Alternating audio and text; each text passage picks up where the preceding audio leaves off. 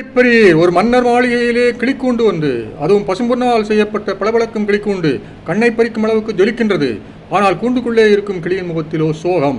ஏன் சுந்தரவானிலே சுதந்திரமாய் பறக்க வேண்டியது கூண்டுக்குள்ளே அடைபட்டு கிடக்கின்றதே.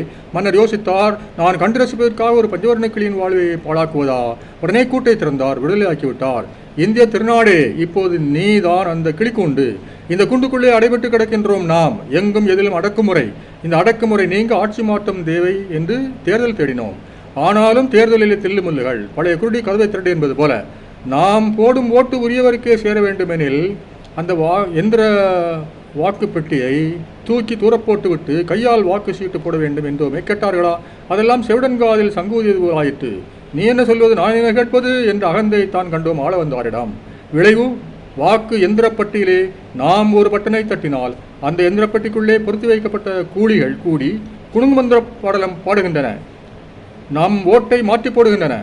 நம் தலையை மொட்டையடித்து மொட்டை தலையில் மிளகாய் மறைக்கின்றன.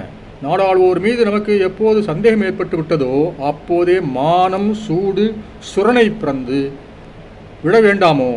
சீசரின் மனைவி சந்தேகத்திற்கு அப்பால் பட்டிருக்க வேண்டாமோ? வாக்குச்சீட்டு முறையை மீண்டும் கொண்டு வந்து மறுதேர்தல் நடத்த வேண்டாமோ? அதை விட்டுவிட்டு 1000 கோடி பணத்தை கொடுத்து குதிரை பேரத்தில் வெட்கமில்லாமல் ஈடுபடலாமோ? வெட்கமில்லை ஆள வந்தாரே. இதனால் தானே ஹாம்லெட் அண்டே சொன்னான், something is rotten in the state of Denmark.